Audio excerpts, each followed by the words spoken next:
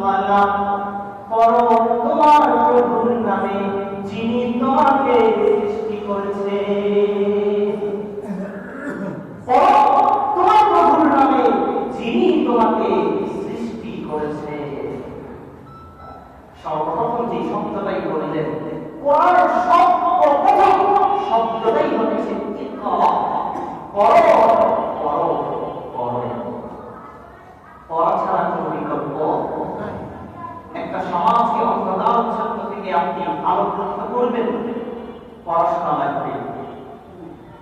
মূর্খতার মাধ্যমে সমাজকে আলোকিত করা সম্ভব না।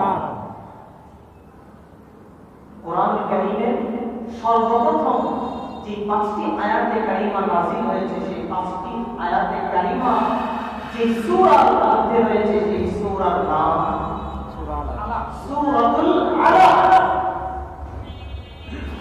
এই সূরার মধ্যে সর্বপ্রথম যে আয়াতে কারিমা রয়েছে, সেই আয়াতে কারিমার প্রথম অংশের অর্থটা কি? ইকরা। শব্দের নাম হলো ইকরা, অর্থ হলো পড়ো। বিসমি রাব্বিকাল্লাযী খালাক, তোমার প্রভুর নামে, আল্লাযী খালাক, যিনি তোমাকে সৃষ্টি করেছে। মুহতারাম উপস্থিতি, এই পড়ার বিষয়গুলোর ক্ষেত্রে আবার দুইটা ভাগ আছে। কিছু বিষয় পড়ার মাধ্যমে জানা, এটা প্রত্যেকের উপর ফরজ, প্রত্যেকের উপর ফরজ। কিছু বিষয় আবার আছে এমন যেগুলো বিষয়ে পড়াশোনা করা, ইলম অর্জন করা সবার জন্য ফরজ না। একটা সমাজ থেকে যদি কিছু অংশ মানুষ সেই ইলম অর্জন করে, তাহলে সবার পক্ষ থেকে সেটা আদায় হয়ে যাবে। তাহলে যেই ইলম সবার উপর অর্জন করা ফরজ, সেই ইলম অর্জন করা, সেই ইলম অর্জন করাকে বলে ফরজে আইন, ফরজে আইন। আর যেই ইলমগুলো অর্জন করা সবার জন্য বাধ্যতামূলক নয়, প্রত্যেক যুগের শ্রেষ্ঠ কিছু মানুষরা সেই সকল পড়াশোনা করবে, সেই সকল বিষয়ে পড়াশোনা করবে, ইলম অর্জন করবে, বাকিদের থেকেও সেই দায়িত্বটা আদায় হয়ে যাবে। এই কাজটা, এই ইলমটাকে বলে ফরজে কিফায়া, ফরজে কিফায়া। তাহলে সবার উপর যে ইলম ফরজ অর্জন করা, সেই ইলমের নাম ফরজে আইন, ফরজে আইন। আর যা সবার জন্য ফরজ নয়, কিছু মানুষ আদায় করলে সবার জন্য সেটা আদায় হয়ে যায়, সেটাকে বলে ফরজে কিফায়া। নামাজ কিছু মানুষ আদায় করলে বাকি সবার থেকেই আদায় হয়ে যায়, হয় না? প্রত্যেকের আদায় করতে হয়। তাহলে এই আমলটা ফরজে আইন, ফরজে আইন। জানাজার নামাজ সমাজের কিছু মানুষ আদায় করলেই হয়ে যায়। যেহেতু কিছু মানুষ আদায় করলে হয়ে যায়, সেই আমলের নাম ফরজে কিফায়া, ফরজে কিফায়া, কিফায়া। আরবি মাসে হিসাব রাখা দায়িত্ব বটে, কিন্তু কিছু মানুষ আদায় করলে সেটা সবার পক্ষ থেকেই আদায় হয়ে যায়। আর যদি কেউ সেটা হিসাব না রাখে, তাহলে গুনাহগার হবে সবাই। তাহলে আরবি মাসে হিসাব রাখাটাও, এটাও ফরজে কিফায়া, এটা ফরজে কিফায়া। নামাজ পড়া যায়, নামাজ পড়া যায়, ফরজে আইন। নামাজ পড়তে জানা লাগবে, কিভাবে রুকু করতে হবে, কিভাবে সিজদা করতে হবে, নামাজ পড়তে লাগে। সূরা লাগে কি না? লাগে। তাহলে সূরা শিক্ষা করা, এটা ফরজে আইন নাকি ফরজে কিফায়া? ফরজে আইন। কেন ফরজে আইন? না, প্রত্যেকেই তো নামাজ পড়তেই হবে, আর প্রত্যেকের জন্যই তো নামাজের জন্য সূরা দরকার হবেই। সুতরাং এটা প্রত্যেকের জন্য জরুরি। সুতরাং সূরা শিক্ষা করা, সূরা শেখা এটা ফরজে আইন নাকি ফরজে কিফায়া? ফরজে আইন। ফরজে আইন। এই ব্যাপারে একটা হাদিস বর্ণিত আছে, তালাবুল ইলমি ফরিদাতুন আলা কুল্লি মুসলিম, প্রত্যেক মুসলমানের উপর ইলম অন্বেষণ করা ফরজ। ইলমের তলব করা, জানতে চাওয়া, কোন বিষয়গুলো, যে বিষয়গুলো আমার দৈনন্দিন জীবনে লাগবে, যে বিষয়গুলো ছাড়া চলা যাবে না, ওই বিষয়গুলোর ইলম অর্জন করা আমি আপনি প্রত্যেক মুসলমানের উপর ফরজ। আর এই ফরজ ইলমটাকে আমরা কি বলতে পারি? ফরজে আইন। ফরজে আইন। ফরজে আইন। আর কিছু ইলম আছে যেগুলো সবার জন্য অর্জন করতে হবে না, যেমন মিরাসের মাসআলা। কেউ একজন মারা গেল, এখন এই ব্যক্তির সম্পদ কিভাবে বন্টন হবে, কোন পদ্ধতিতে বন্টন করা হবে, এটা আমার সবার জন্য জানা ফরজ না। এই ইলম কিছু মানুষ আদায় করলেই হয়ে যাবে। আল্লাহ রাব্বুল আলামিন কোরআন কারীমের মধ্যে এটাই বলেছেন, ওয়ামা কানা মুমিনুনা লিয়ানফিরু কাফা। মুমিনদের জন্য এটা উচিত নয় যে তারা সবাই আল্লাহর রাস্তায় বের হয়ে যাবে, যুদ্ধে বের হয়ে যাবে, জিহাদ করতে বের হয়ে যাবে, এটা সবার জন্য উচিত নয়। বরং কিছু মানুষ অবস্থান করবে আর কিছু মানুষ যুদ্ধে জিহাদে যাবে, কিছু মানুষ অবস্থান করবে, কিছু মানুষ ইলম অন্বেষণে বের হবে। যারা ইলম অন্বেষণ করতে বের হবে তারা ইলম অর্জন করার পর তারা যখন ফিরে আসবে এলাকাবাসীর কাছে, তখন এলাকাবাসীকে সেই সকল সম্পর্কে, ইলম সম্পর্কে জানাবে, যেন তারা সতর্ক হয়ে যেতে পারে। এজন্য আপনার সন্তান যখন আপনি মাদ্রাসায় পাঠান সে চলে যায়, কিন্তু যখন সে আলেম হয়ে আসে তখন তার জন্য এটা জরুরি হয়ে পড়ে যে সে সমাজের মানুষকে সতর্ক করবে, সমাজের মানুষকে অন্ধকার প্রসন্ন থেকে আলোর দিকে নিয়ে যাবে, এটা তার জন্য জরুরি। কিন্তু সবাই অর্জন করতে ছুটে চলে যাবে, এলাকা খালি সবাই মাদ্রাসায় পড়তে চলে যাবে, বিষয়টা এমনও না।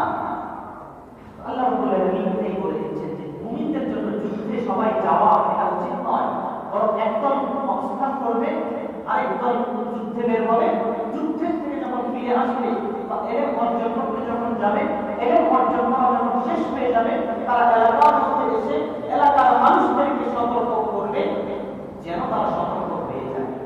এটাই আল্লাহ রাব্বুল আলামিন কোরআন কারীমের মধ্যে বলে দিচ্ছেন, ওয়ামা কানা মুমিনুনা লিয়ানফিরু কাফা ফালাউলা নাফারা মিন কুল্লি ফিরকাতিন মিনহুম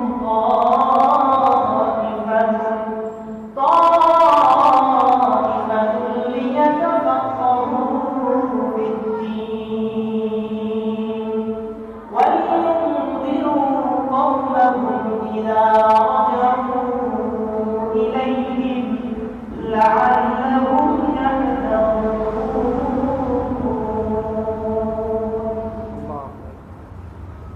فَلَوْلَا نَفَرَ مِنْ كُلِّ فِرْقَةٍ طَائِفَةٌ مِنْهُمْ আরে প্রত্যেক গোত্র থেকে কেন একটা দল বের হয় না, লিয়াতাফাক্কাহু ফিদ-দীন, যেন তারা ইলম অর্জন করতে পারে, ওয়ালিউযিরু ইলা রাজা ওয়ালিউযিরু কওমাহুম ইলা রাজা, যখন তারা ফিরে আসবে যেন তারা তাদের এলাকাবাসীকে, তাদের জনগোষ্ঠীকে সতর্ক করতে পারে। কেন বের হয় না? কেন বের হয় না? তাহলে এতটুকু আমরা যা শুনলাম, এটাকে আমরা বুঝতে পারলাম ইলম অর্জন করার মধ্যে পার্থক্য আছে। কিছু ইলম আছে ফরজে আইন, কিছু ইলম আছে ফরজে আইন নয়, ফরজে কিফায়া। মাগরিবের পর ঘুম আসে, স্বাভাবিকভাবে আসে, কিন্তু যদি মনোযোগ ধরে রাখা যায় তাহলে সেই ঘুম আর পাত্তা পাবে না। ঠিক আছে, একটু নজর দিয়ে বসলে ঘুম চলে যাবে ইনশাআল্লাহ। তো যাই হোক, যেটা বলছিলাম, সমাজের কিছু মানুষ ফরজে কিফায়ার ইলম অর্জন করলে সবার থেকে সেটা আদায় হয়ে যাবে। মুহতারাম উপস্থিতি, আল্লাহ রাব্বুল আলামিন কি বললেন প্রথম আয়াতে? ইকরা, কি বললেন? ইকরা বিসমি রাব্বিকাল্লাযী খালাক। পড়ো তোমার প্রভুর নামে যিনি তোমাকে সৃষ্টি করেছে। মুহতারাম উপস্থিতি, যিনি তোমাকে সৃষ্টি করেছেন সেই প্রভুর নামে পড়ব কি? আমার আপনার সন্তানকে বুদ্ধি প্রতিবন্ধী বানাবার জন্য, আমার আপনার ভাই, আমার আপনার ছোট্ট ছোট্ট সন্তানদেরকে বুদ্ধি প্রতিবন্ধী বানাবার জন্য যে পরিকল্পনা চলছে, সেই পরিকল্পনা একটা মাধ্যম হচ্ছে আমাদের স্কুল কলেজগুলিতে যে শিক্ষা দেওয়া হয়ে থাকে। একজন বাচ্চা শিশু সে স্কুলে যে সর্বপ্রথম যে কবিতা শিখতে পায়, এটা একটা সময় অনেক বেশি পরিচিত ছিল। হাতি মাটি টিম, তারা মাঠে পারে টিম, তাদের খাড়া দুটো শিং, তারা হাতি মাটি টিম। হাতি মাটি টিম, তারা মাঠে পারে টিম। বুঝলাম, হাতি মাটি টিম একটা প্রাণী, তারা কি করে? মাঠে পারে টিম। বুঝলাম। পরে আবার বলো তাদের খাড়া দুটো শিং। আশ্চর্য, কোন সেই প্রাণী যে ডিমও পারে আবার তার খাড়া খাড়া শিংও রয়েছে? তারা হাতি মাটি টিম। গবেষণা করলে দেখা যায় এমন প্রাণীর অস্তিত্ব একেবারেই অসম্ভব যে প্রাণীর শিং রয়েছে আবার সে ডিমও পারে না। হয়তো ডিম পারবে, শিং থাকবে না, নয়তো শিং থাকবে, ডিম পারবে না। কিন্তু হাতি মাটির ডিম এমন একটা প্রাণী যার শিং রয়েছে আবার ডিমও পারে। কি সেই প্রাণী? আচ্ছা, আপনারা কি কেউ এই প্রাণীটাকে দেখেছেন? না। সবচেয়ে বৃদ্ধ, বয়স যার বেশি, তিনিও কি এই কথা বলতে পারবেন যে আমি এই প্রাণীটাকে দেখেছি? বলতে পারবেন? তাহলে কি এমন প্রাণী সম্পর্কে জ্ঞান দেওয়া হচ্ছে ছোট্ট একটা বাচ্চাকে, যে বাচ্চাকে এত ভালো জ্ঞান দেওয়া হচ্ছে? হাতি মাটি টিম, তারা মাঠে পারে টিম, তাদের খাড়া দুটো শিং, তারা হাতি মাটি টিম। কবিতাটা বড় চমৎকার, বলতেও ভালোই লাগে, বাচ্চারাও আনন্দের সাথে মুখস্থ করে, কিন্তু সে বুঝতে পারে না তাকে কি শিক্ষা দেওয়া হচ্ছে। একেবারে ছোট থেকে তাকে অবাস্তব জ্ঞান তার মস্তিষ্কের মধ্যে প্রবেশ করা হচ্ছে।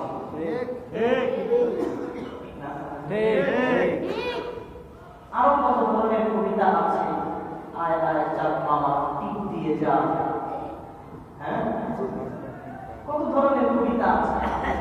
আর সবকিছুই কাল্পনিক, যেগুলো অস্তিত্বই নাই।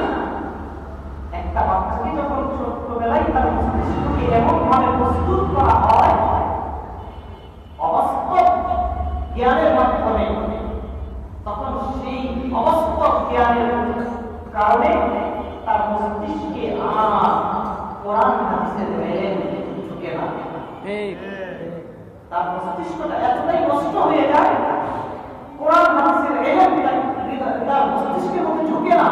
হাজার চেষ্টা করা হয়, আরবি পড়ো, করতে পারে না, মনে রাখতে পারে না। কেন?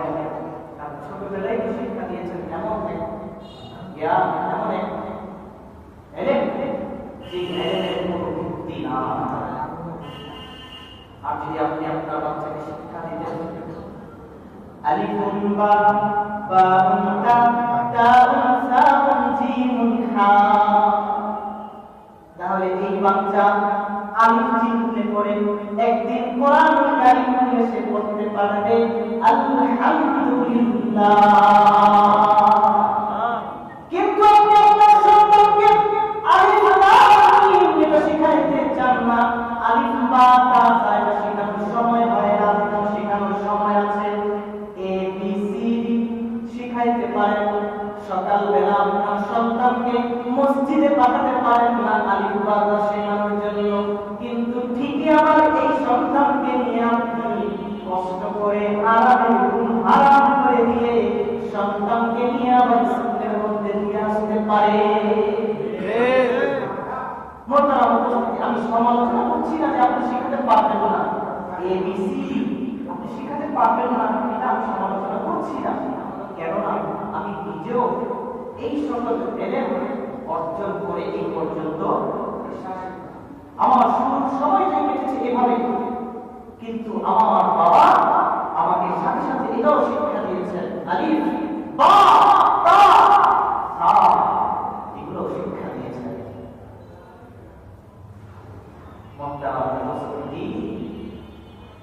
দুইটাকে যখন সমন্বয়ে শিক্ষা দেওয়া হবে তখন আপনার সন্তান হবে সুসন্তান। আর যখন আপনি কোরআন এলেমকে আপনি অবজ্ঞা করবেন, আপনি মনে করবেন এই পড়া পড়িয়ে আমার সন্তানের কি হবে, আমার সন্তানের কি হবে, ভবিষ্যতে সে কি করবে, আপনি মনে করেন আপনার সন্তানকে সামান্য সময়ের জন্য মসজিদে পাঠালে, বক্তব্যে পাঠালে সময় নষ্ট হবে না, সময় নষ্ট হবে না। আল্লাহ রাব্বুল আলামিন সর্বপ্রথম কোরআন কারীমের মধ্যে কি বলে দিয়েছেন? ইকরা, পড়ো বিসমি রাব্বিকাল লাযী খালাক, খালাকাল ইনসানা মিন আলাক, পড়ো তোমার প্রভুর নামে যিনি তোমাকে সৃষ্টি করেছেন।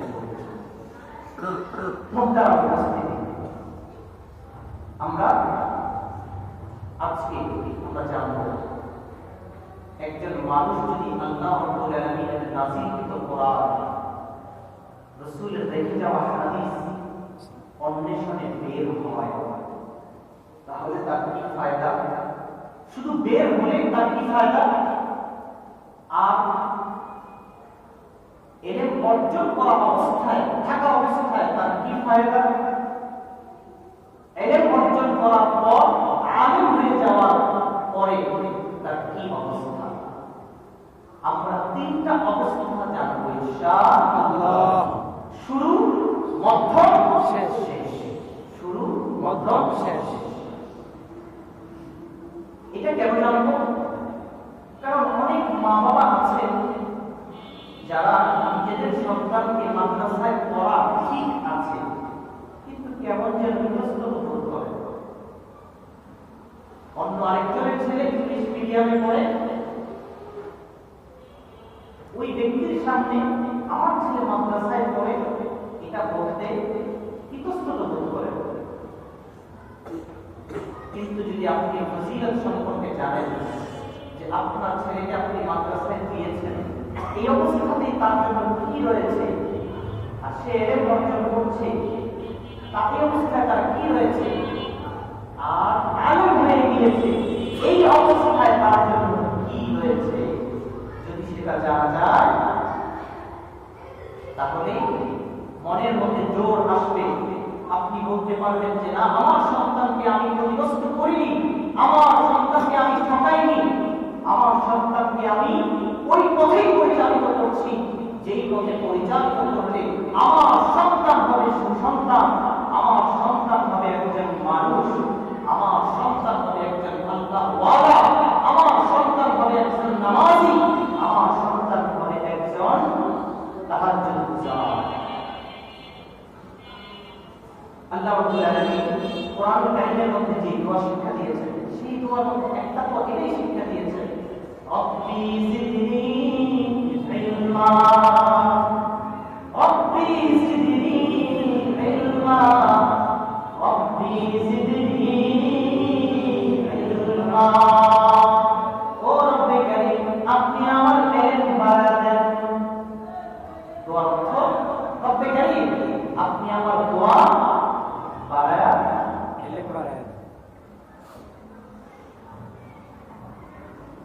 রাসূল করিম সাল্লাল্লাহু আলাইহি ওয়াসাল্লামের একজন সাহাবী একটি হাদিস আমি আপনাদের সামনে উপস্থাপন করতে চাই।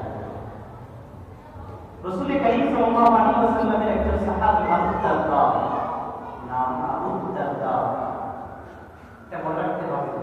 আবু দারদা রাদিয়াল্লাহু তাআলার কাছে একজন লোক এসে বলল, ও আবু দারদা, আমি শুনেছি তুমি রাসূল করিম সাল্লাল্লাহু আলাইহি ওয়াসাল্লামের কাছ থেকে এমন একটা হাদিস বর্ণনা করো যেটা অন্য কেউ করে না, মানে শুধু এই হাদিসটা তোমার থেকেই পাওয়া যায়, তুমি এই হাদিসটা রাসূল থেকে শুনেছো আর তুমি সেটা রাসূল থেকে বর্ণনা করে থাকো। তো আমি রাসূলের শহর মদিনা থেকে এসেছি, আমাকে একটু হাদিস শোনাও। আবু দারদা ছিলেন দামেস্কে, তো মদিনা থেকে সফর করে দামেস্কে আবু দারদার কাছে গিয়েছেন একজন ব্যক্তি, গিয়ে বললেন, আবু দারদা, আমি শুনেছি যে তুমি রাসূল করিম সাল্লাল্লাহু আলাইহি ওয়াসাল্লামের হাদিস বর্ণনা করে থাকো, তুমি আমাকে একটু হাদিসটা শোনাও, বলো, আমি এই হাদিসের জন্যই এসেছি। আবু দারদা রাদিয়াল্লাহু তাআলা বললেন, তুমি কি অন্য কোনো প্রয়োজনে আসনি? না, আমি অন্য কোনো প্রয়োজনে আসিনি। তুমি কি ঘোরাফেরা করার জন্য আসনি? না, আমি অন্য কিছুর জন্য আসিনি। তাহলে আমি শুধু আপনার থেকে একটা হাদিস গ্রহণ করার জন্যই এসেছি, যেই হাদিসটা আপনি রাসূল করিম সাল্লাল্লাহু আলাইহি ওয়াসাল্লাম থেকে শুনেছেন। চিন্তা করেছেন, রাসূলের একটা হাদিস মানে গ্রহণ করার জন্য এত দূর সফর করেছে।